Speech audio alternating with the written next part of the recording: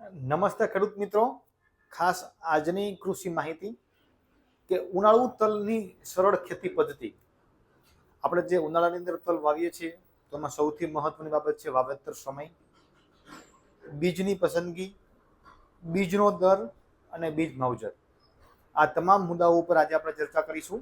તમે જોઈ રહ્યા છો એ ખેતીના દવાખાના યુટ્યુબ ચેનલ તથા ખેડૂત મોલ ધોરાજીમાં આપ સર્વે ખેડૂત મિત્રોનું હાર્દિક સ્વાગત છે. જો તમે અમારા ફેસબુક પેજ અથવા અમારા યુટ્યુબ ચેનલ ખેતીના દવાખાના ઉપર નવા હોય તો એને સબસ્ક્રાઈબ અને ફોલો કરો, જેથી કરીને અમારા દ્વારા મૂકવામાં આવતી ખેતીલક્ષી ઉપયોગી માહિતી કે વિડીયોઝ એ આપ લોકો સુધી સરળતાથી અને વહેલી તકે પહોંચી જાય એવી જ આશા સાથે. તો આજની આપણી કૃષિ માહિતીનો વિષય છે ઉનાળુ તલની સરળ ખેતી પદ્ધતિ.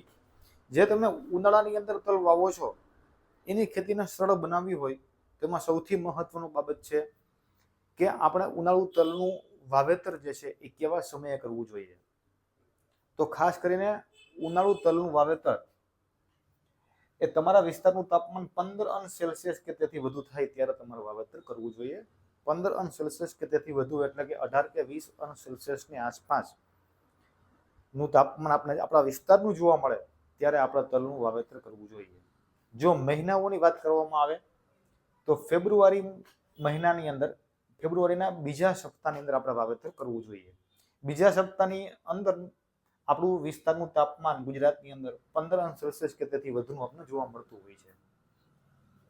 તો જ્યારે 20°C કે તેથી આસપાસનું જે તાપમાન હોય અને આપણે તલનું વાવેતર કરી દઈએ તો તલનો એક સમાન અને જુસ્સાદાર ઉગાવો આપણને જોવા મળતો હોય છે. આવા તાપમાનની અંદર જો તમે વાવેતર કરો તો તલની અંદર જે કંઈ તલની વાનસ્પતિક વૃદ્ધિ છે એ આપણને યોગ્ય જોવા મળતી હોય છે. જ્યારે ઠંડીનો માહોલ હોય અને તમે તલનું વાવેતર કરો તો ઘણી વખત તલનો ઉગાવો આપણને ઓછો જોવા મળે છે અથવા તો તલ ઉગતા નથી. તલ ઘણી વખત ઉગી પણ જાય તો એમની અંદર પીડાશ આવવાની શક્યતા રહેતી હોય છે અથવા તો આપણા તલ પીળા પડતા હોય એવું આપણને લાગે છે. ઘણી વખત એવું પણ બને કે ઘણા ખેડૂતો એમ કહેતા હોય કે મારા તલ ઠોઠડાઈ ગયા છે. તો આ ઠંડીની એક સાઈડ ઇફેક્ટ છે. તો યોગ્ય તાપમાને આપણે વાવેતર કરીશું તો એની અંદર આપણે સારામાં સારો ઉગાવો અને વધુ સારા ઉત્પાદન સુધી આપણે પહોંચી શકીશું. ત્યાર પછી બીજો મુદ્દો છે અને એ છે બીજ પસંદગી. તો બીજ પસંદગીની અંદર આપણે જો સફેદ તલ વાવવા માટેનું પ્લાનિંગ કરતા હોય તો આપણે પ્રમુખ 3 વેરાયટીઓ એ વર્ષોથી વાવીએ છીએ અને એમની અંદર આપણને સારામાં સારા પરિણામ મળે છે. આમ જોવા જઈએ તો ગુજરાતના ઘણા બધા વિસ્તારોની અંદર સફેદ તલ અને કાળા તલ એ બંનેનું વાવેતર થાય છે.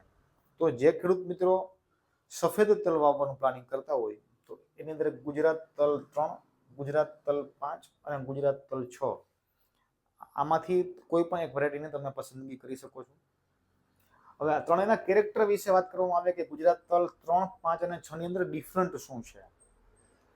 તો પ્રમુખ ફેરફાર તરીકે ગુજરાત તલ 3 અને 5 આ બંને જે વેરાયટી જે છે એ ડાળીવાળી વેરાયટી છે અને 6 નંબર જે છે એ સોટિયા પ્રકારની વેરાયટી છે.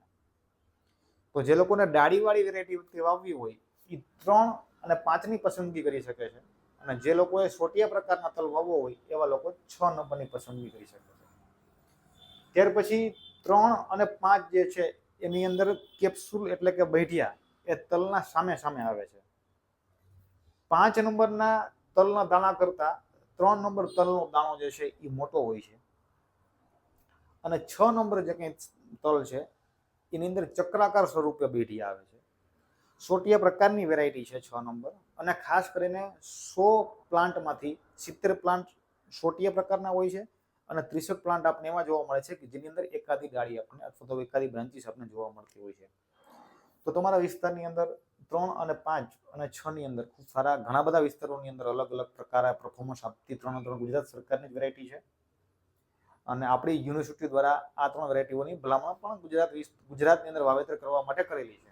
તો આ તમે 3માંથી કોઈ પણ એક વેરાયટીની પસંદગી કરી શકો છો. જે લોકો કાળા તલ વાવતા હોય તો કાળા તલ જે કંઈ છે એ સફેદ તલ કરતાં 10 દિવસે લેટ પાકતા હોય છે.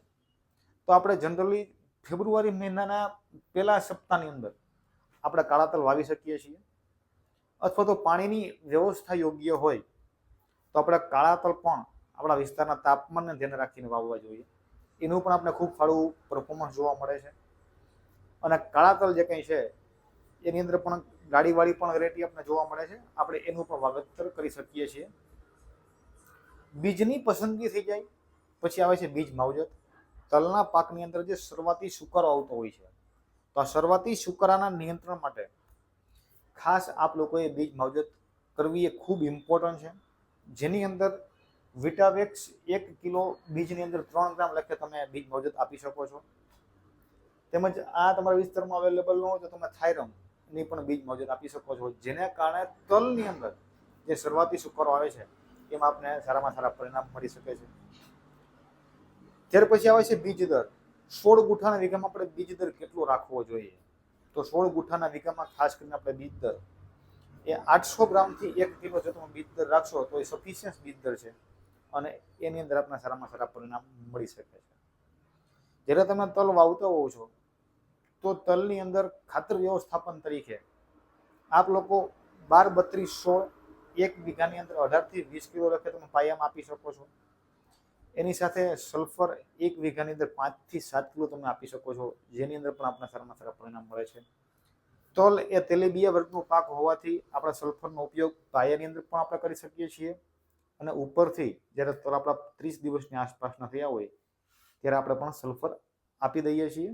જે લોકો પાયામાં આપે છે એ ટ્રીટમેન્ટ પણ યોગ્ય છે, જે લોકો ઉપરથી આપે છે એ ટ્રીટમેન્ટ પણ યોગ્ય છે. પરંતુ તેલીબિયા વર્ગનો પાક હોવાથી આપણે સલ્ફરયુક્ત ખાતરનો ઉપયોગ કરવો જોઈએ, જેની અંદરથી આપણે વધુ સારું ઉત્પાદન મળી શકે છે. તો આ માહિતી મેં તમને મારા વ્યક્તિગત અનુભવોના આધારે આપવાનો પ્રયાસ કર્યો છે. આ વિડીયો તમને કેવો લાગ્યો? આ માહિતીના ઉપયોગથી તમને એન રૂપે કંઈ બેનિફિટ થયો કે કેમ, એ તમારો અભિપ્રાય અમને કોમેન્ટ બોક્સમાં લખીને જણાવો. એવી જ આશા અને એવા જ વિશ્વાસ સાથે ભારત માતા કી જય.